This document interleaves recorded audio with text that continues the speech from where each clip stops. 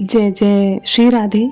श्री भाई जी को दूसरी बार हुए भगवान विष्णु के साक्षात दर्शन। ऐसा दिव्य अनुभव जिसे सुनकर रोमांच हो जाएगा।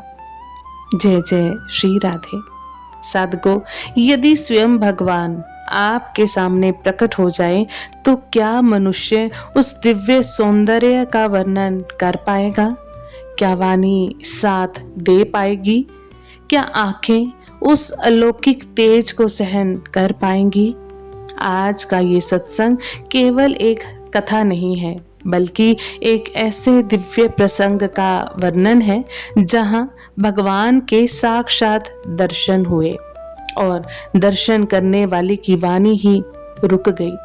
आज हम आपको पूज्य श्री भाई जी के जीवन की उस अद्भुत घटना का विस्तार से वर्णन करेंगे जब उन्हें दूसरी बार भगवान श्री विष्णु जी के प्रत्यक्ष दर्शन हुए। ये प्रसंग केवल सुनने का नहीं है, बल्कि श्रद्धा और भाव से अनुभव करने का है। इसलिए अंत तक अवश्य बने रहिएगा, क्योंकि अंत में जो घटना घटती है वह प्रत्येक साधक के लिए एक अमूल्य शिक्षा है। 19 सितंबर सन 1927 का दिन था। दोपहर लगभग 2 बजे का समय था। स्थान था मारवाड़ी आरोग्य भवन का पुस्तकालय। अनेक श्रद्धालु वहां एकत्रित थे।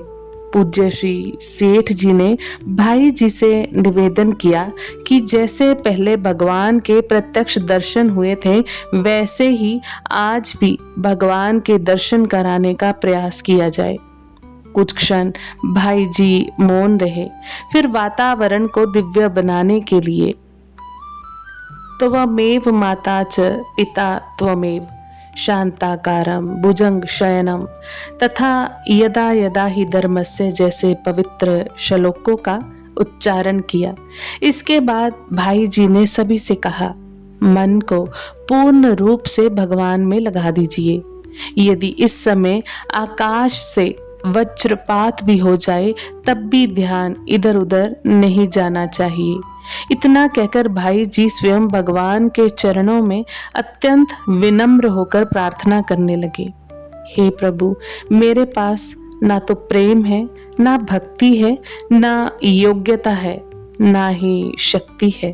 जिस प्रेम के कारण आपने उस दिन दर्शन दिए थे, उसी प्रेम की महिमा से आज भी हम सभी पर कृपा कीजिए नाथ। उनकी वाणी बीच बीच में रुक जाती थी। कुछ देर बाद उन्होंने करुण स्वर में कहा, हे प्रभु, आज आप प्रकट क्यों नहीं होते?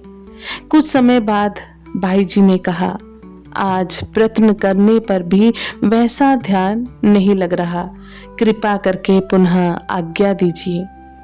तब श्री सेठ जी के अंतःकरण में प्रेरणा हुई कि ये स्थान राजसिक है।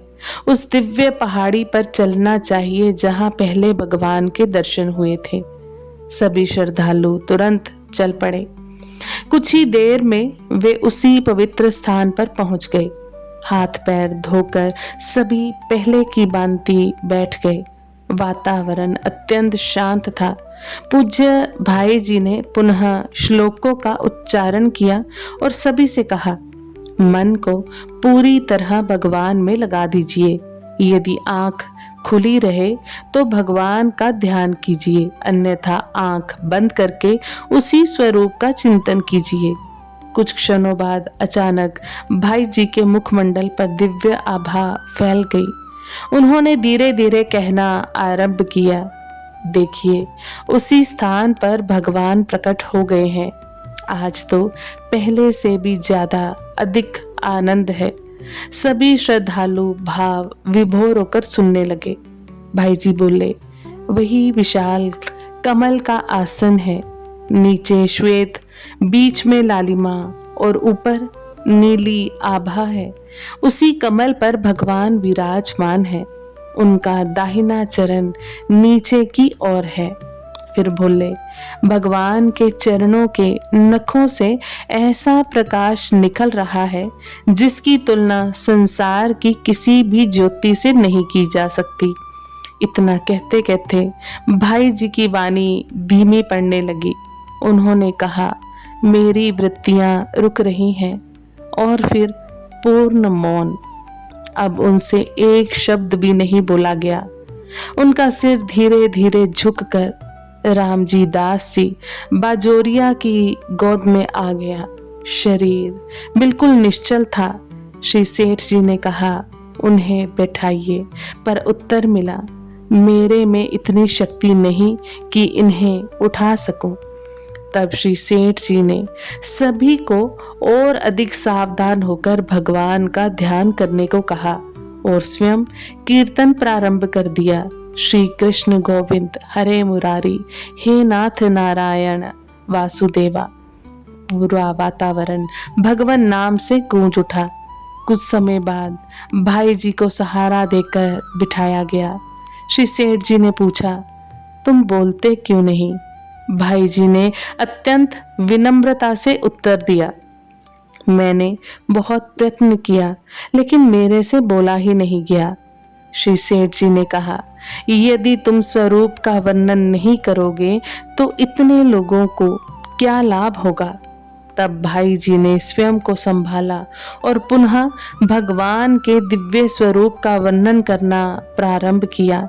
सभी श्रद्धालु प्रेम और आश्चर्य में डूबे हुए थे।